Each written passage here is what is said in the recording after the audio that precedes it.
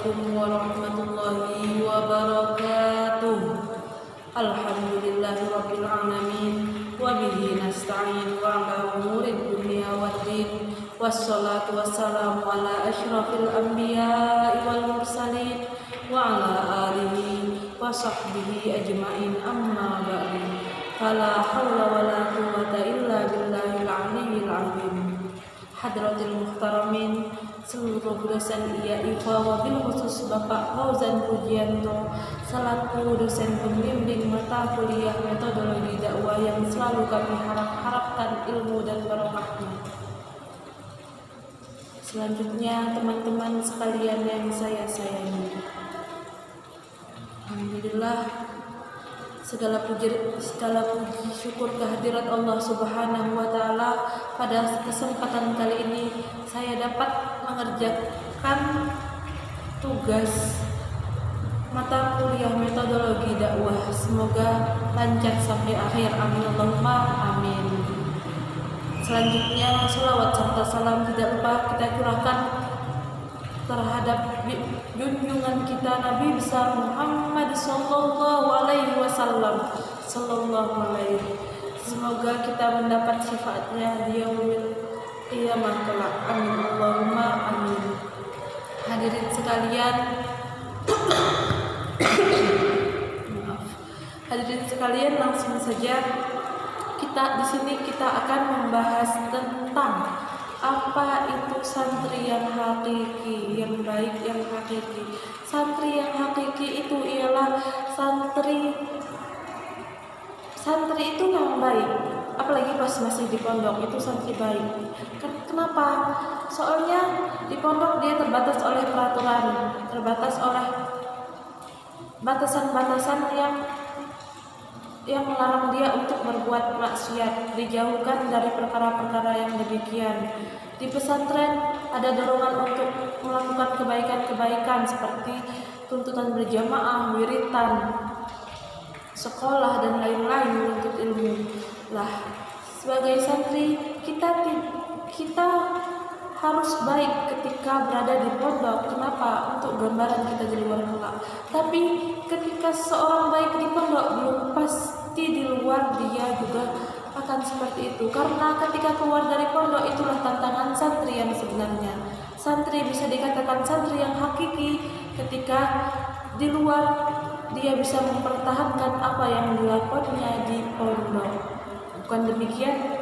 Lah, jadi untuk menjadi santri yang hakiki, ketika keluar pondok kita harus memiliki 7 pegangan. Apa saja itu? Yang pertama, kita harus agamawan. Apa itu agamawan?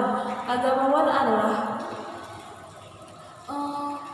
memiliki ilmu dan mengamalkan ilmu. Nah, jadi sebagai santri yang pertama kita harus berilmu dan mengamalkan ilmu. Kenapa demikian? Jika kita hanya berilmu tapi tidak mengamalkan ilmunya, itu akan sia-sia seperti makalah berikut ini. Al-ilmu bila amalin kasajarin bila samarin. Ilmu yang tidak diamalkan bagaikan pohon yang tak berbuah. Contohnya saja kita di pesantren belajar tentang sholat, tentang sedekah, tentang puasa, zakat dan lain-lain. Tapi kita tidak melakukan semuanya itu, tapi kita mengetahuinya. Itu sia-sia yang kita pelajari selama di pesantren. Kita beramal, tapi tidak memiliki ilmu, itu juga percuma. Apa ya? Capek sehari semalam, jentat-jentit, sujud rukuk, tapi ditakoni, Mbak, jenengan nopo? Mboten napa-napai, mek pengen jentat-jentit tok. Kan ya lucu ya.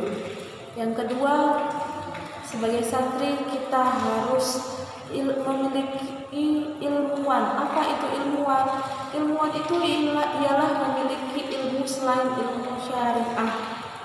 Contohnya apa aja Mbak? Nah, contohnya itu seperti ilmu MTK, seni, IPA, ekonomi. Kenapa itu diperlukan ketika berada di masyarakat? Karena di masyarakat itu orang-orang tidak hanya membutuhkan sholat, sedekah, zakat, tidak. Di masyarakat itu berbeda-beda.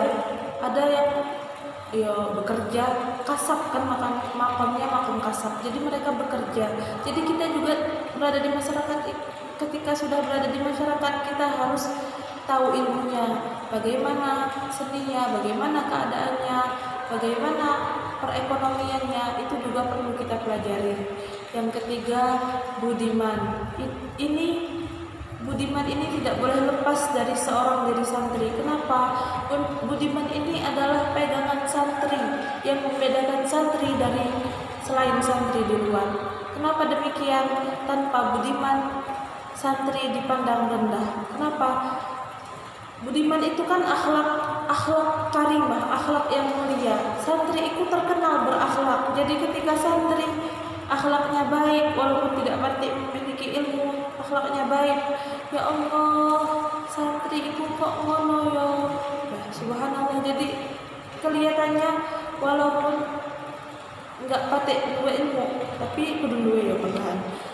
Tapi jadi keangkat dengan akhlaknya. Nabi saja bersabda seperti ini, innama bu'istu liutamimma makarimal akhlak.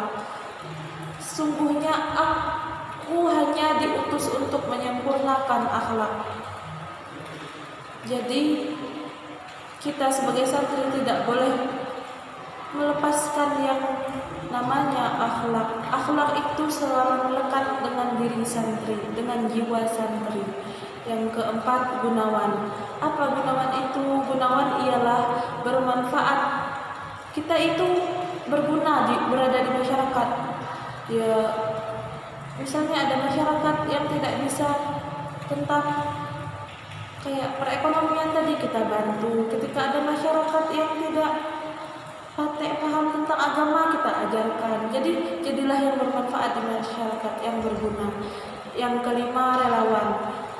Relawan itu ikhlas. Jadi kita jadi orang yang berguna. Kalau tidak ikhlas kan percuma. Jadi selain kita jadi orang yang bermanfaat, kita juga harus jadi orang yang ikhlas. Yang terakhir sebelum paling akhir ialah hartawan. Hartawan itu apa toh? Bukan orang yang mobilnya berlusin-lusin, rumahnya bertingkat-tingkat, tapi di hatinya masih merasa banyak banget utang. Bukan. Hartawan di sini ialah orang yang memiliki kecukupan harta. Cukup kan? Yo, contohnya mau mobil cukup, pesawat cukup, sedekah cukup, apa-apa cukup. Wah, itu lebih di hati itu apa-apa cukup, tapi di hatinya tidak merasa memiliki semua itu. Subhanallah. Yang paling akhir dari yang terakhir ialah dermawan. Setelah memiliki kecukupan harta, maka kita harus memiliki sifat dermawan di dalam diri kita. Kenapa? Soalnya di dalam harta milik kita yang dititipkan Allah itu ada hak milik orang lain. Begitulah 7 pegangan yang harus kita pegang ketika sudah berada di luar lingkungan pesantren. Ketika kita tidak mampu memegang ketujuh-tujuhnya tersebut, maka kita cukup tidak boleh melepaskan yang nomor 3. Apa itu yang nomor 3 tadi? Ialah budiman. Kenapa budiman tidak boleh dilepas? Karena budiman itu telah menjadi jati diri pada santri. Tanpa akhlak santri, apalah santri.